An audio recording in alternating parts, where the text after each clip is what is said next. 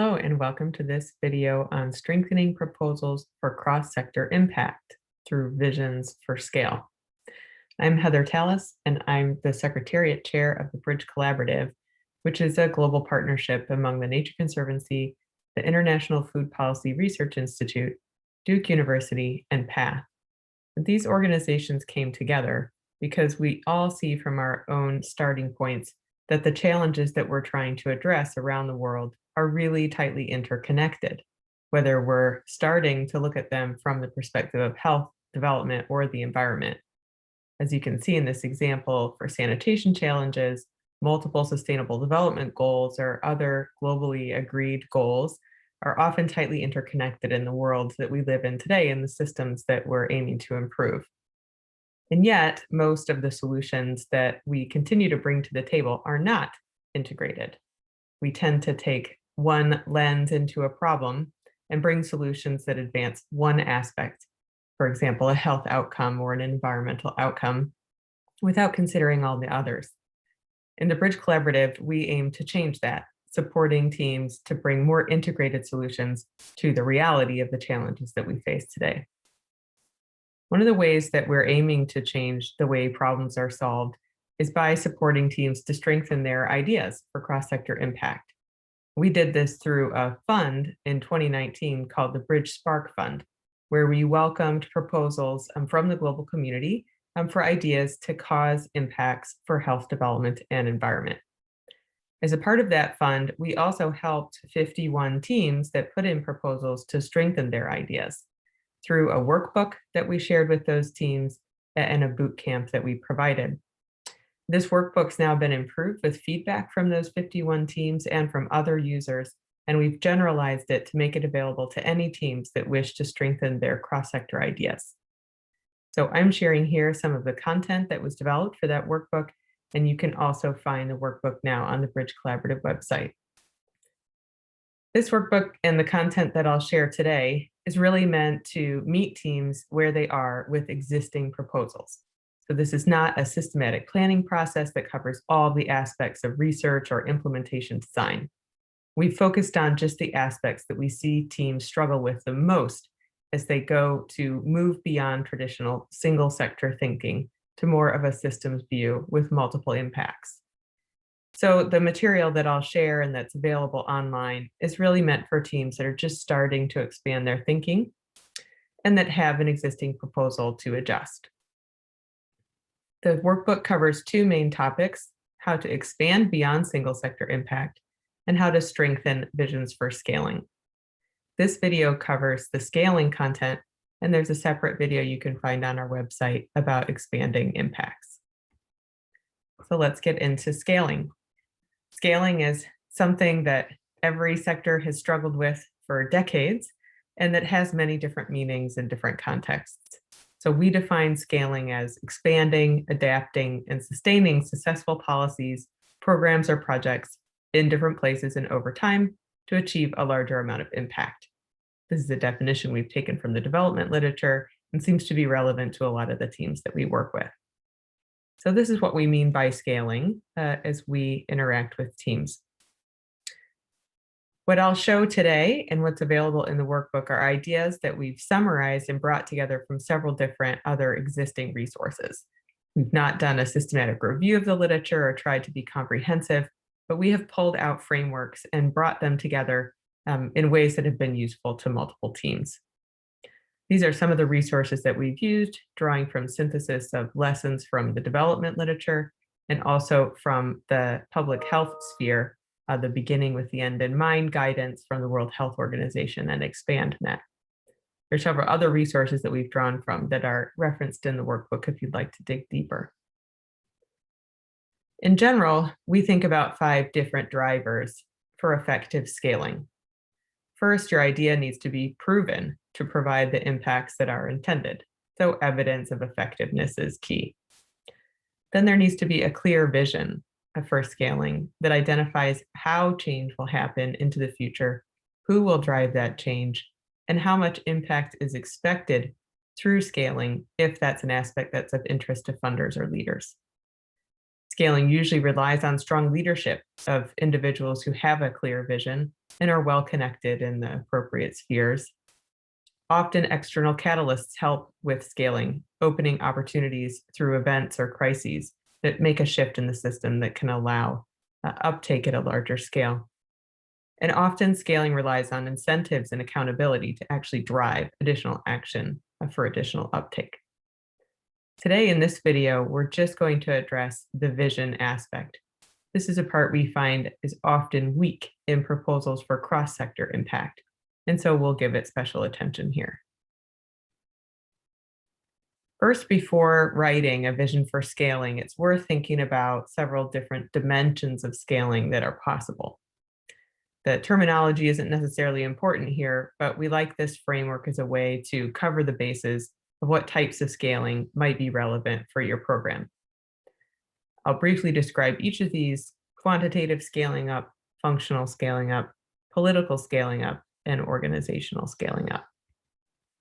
Quantitative scaling up is sometimes also referred to as horizontal scaling or scaling out. This refers to additional adoption through reaching out to new communities or new geographies, spreading an approach or a program into new places with new populations.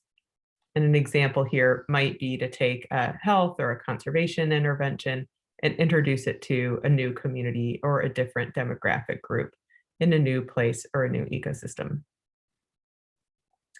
Functional scaling up is adding additional impacts or expanding the scope of the intervention or the program.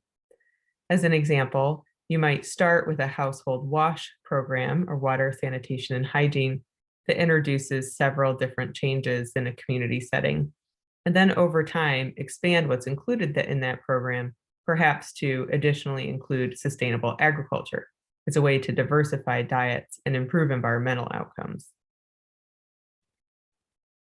Political scaling up refers to the expansion of political influence as a way to drive further adoption.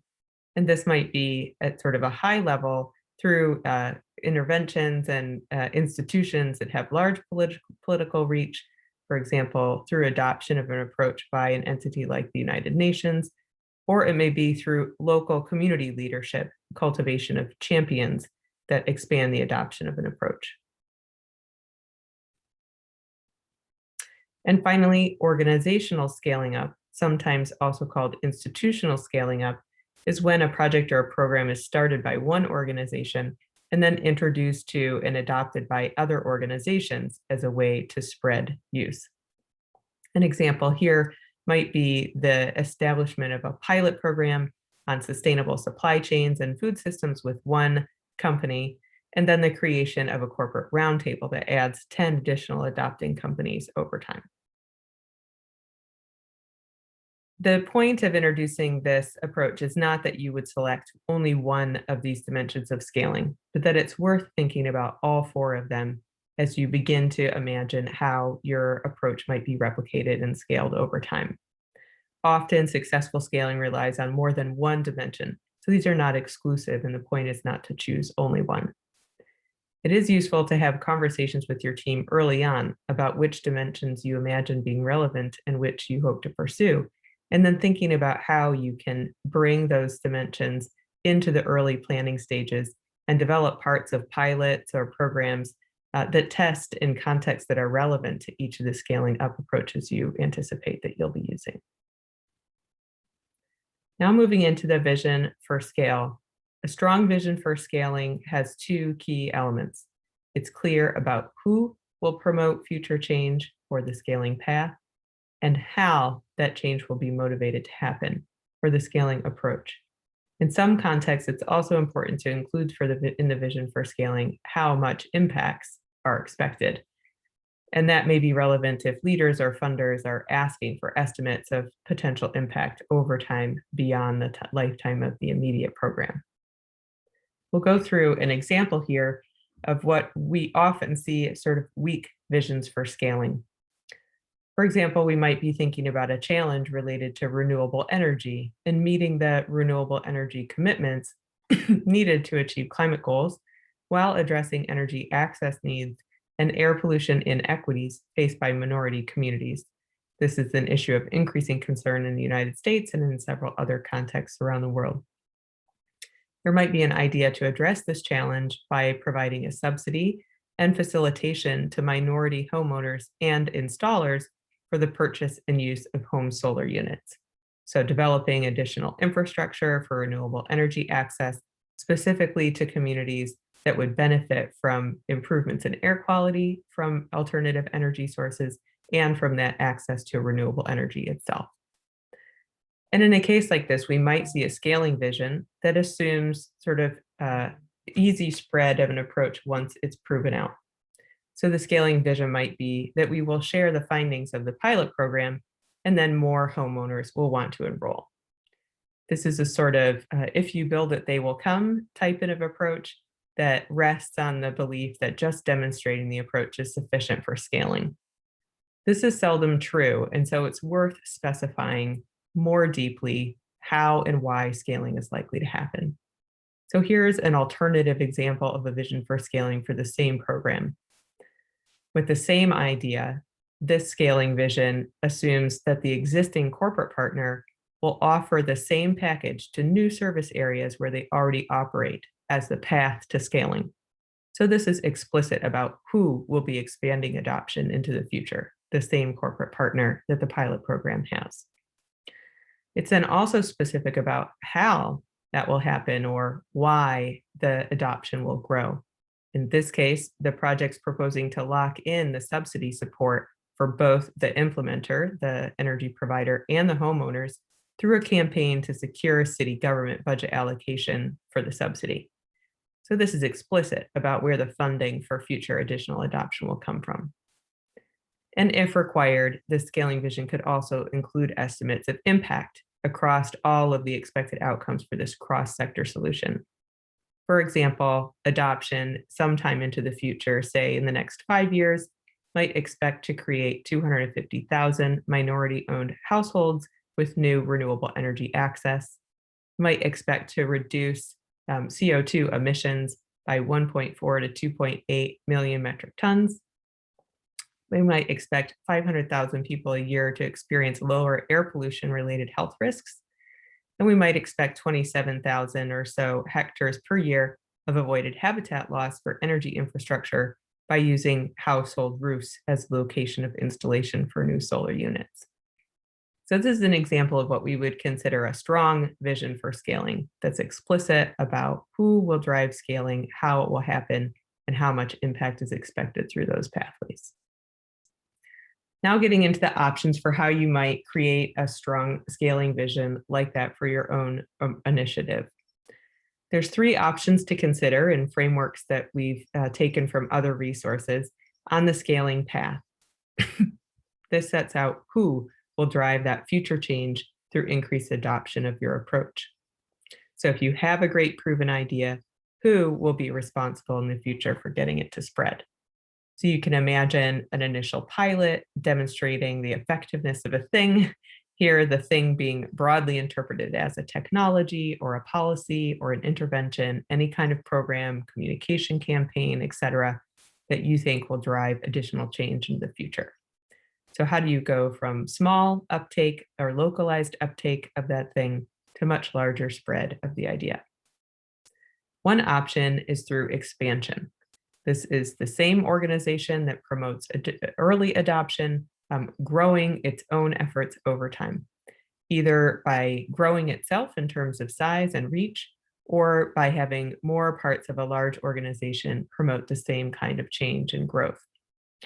This approach for a scaling path allows a lot of uniformity in how the approach is rolled out, where there's sort of direct control over the design of the intervention and its uptake through all of the additional adoption into the future. Another option for a scaling path is through replication.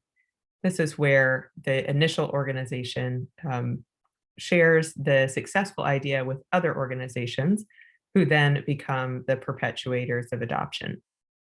If, for example, the initial organization is a local government, demonstration of effectiveness might then be shared with a regional or national government that expands adoption through other parts of the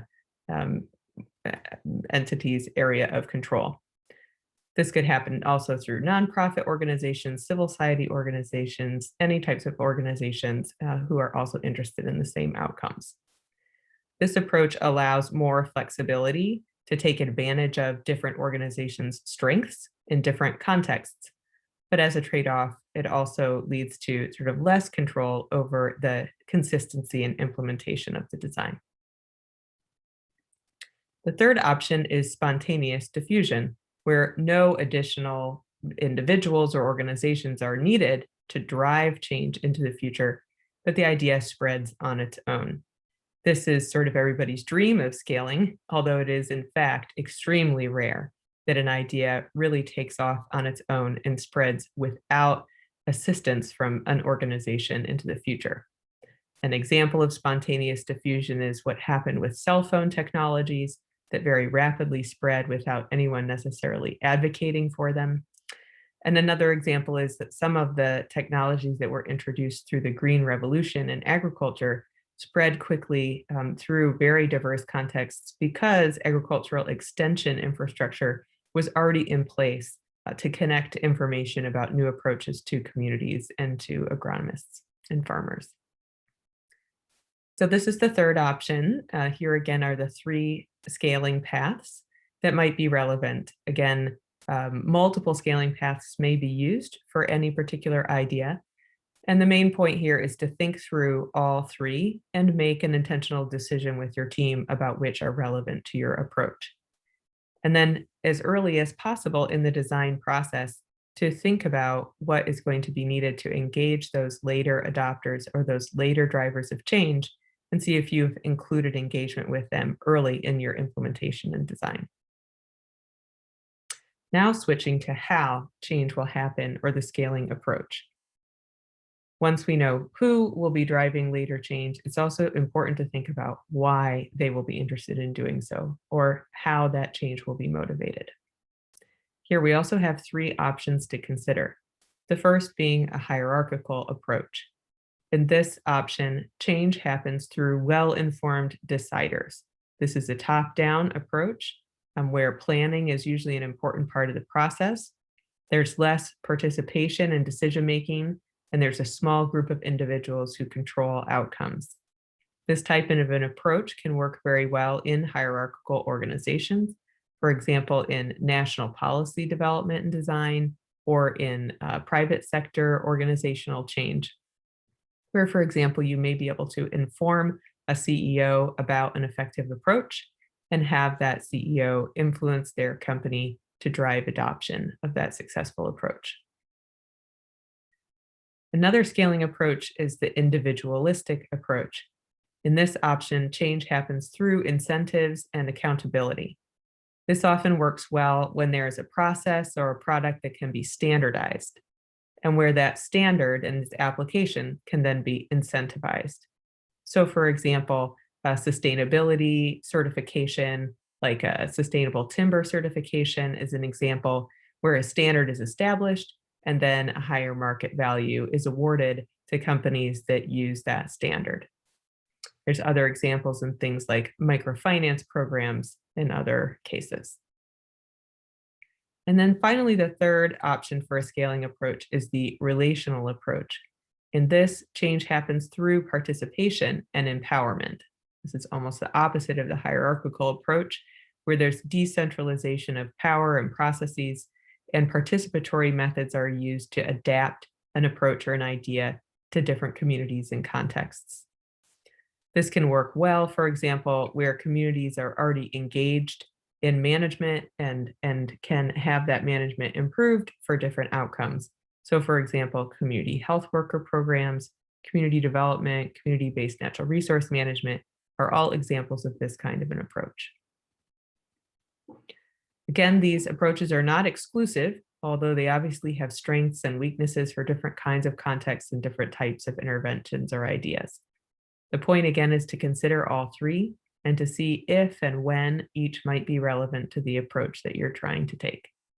And then to consider as early as possible in the planning process whether your proposal starts to build the conditions for these motivations to emerge later on to drive further adoption. There's no set rules about which approach and path are most appropriate for any given idea, but there are some suggestions about when these different options might be most effective. There's a nice framework that was put forward by Pritchard and Wilcock, taking these kinds of approaches and paths and orienting them around a couple of conditions. First, discretion, which in their view is how situation specific an intervention is. So this is really about how much an approach needs to be altered or adapted to different cultural contexts or social settings or environmental conditions to be effective.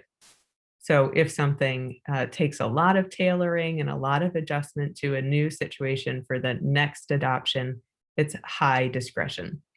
If something does not take a lot of adaptation, then it has low discretion.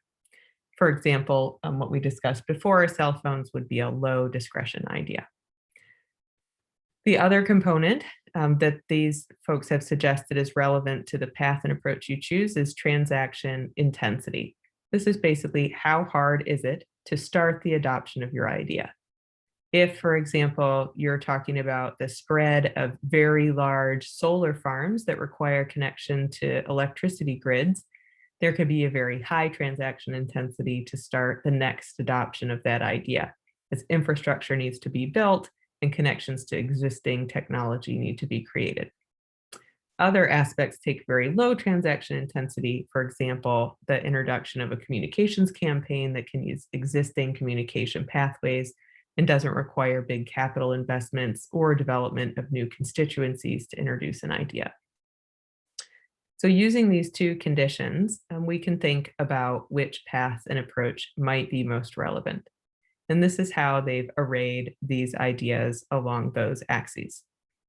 So for example, we can see here the spontaneous diffusion approach that many wish will happen in their projects, really only being most applicable or likely to succeed when transaction intensity is low and discretion is low. This idea needs little adjustment as it moves from place to place to be effective, and it takes very little upfront investment in time or resources or capacity building. Alternatively, we might see here in the upper right corner an idea that has high transaction intensity and high discretion might be best served by a relational approach, where participation of people with local knowledge is encouraged and their empowerment drives adoption, where replication through other organizations becomes the main pathway for change. I won't go through each of these orientations, but you see the point, which is that thinking about these particular conditions might give you ideas about which scaling path and approach might be most relevant for your approach. Again, these are not hard and fast rules, so the idea is to use this as a gut check against what you've come up with already in thinking about your strategies. So to summarize, many cross-sector proposals have fairly weak visions for scaling. And if you think that there's room to improve your own vision for scaling, these questions might be good starting points to help. What dimensions of scaling are relevant to your idea? Thinking through each one and seeing if any combination of them might be suitable. Who will drive the scaling into the future? Which actors is it that you're going to be relying on, and how can they be involved in your program now? And how will that scaling happen? In other words, why will those who will drive scaling be motivated to do so? And are the conditions for that motivation being created now? So these are some starting points to consider as you think about your own scaling approach that we think might help strengthen your vision for scaling success. Indeed, today's challenges do call for more integrated solutions, and we hope the material that we've shared here can help you build stronger proposals and ideas for implementing those integrated solutions at scale. If you'd like to try using the workbook or look into other resources that we have, please visit the Bridge Collaborative website and feel free to contact us at any time at info@bridgecollaborativeglobal.org. Thank you.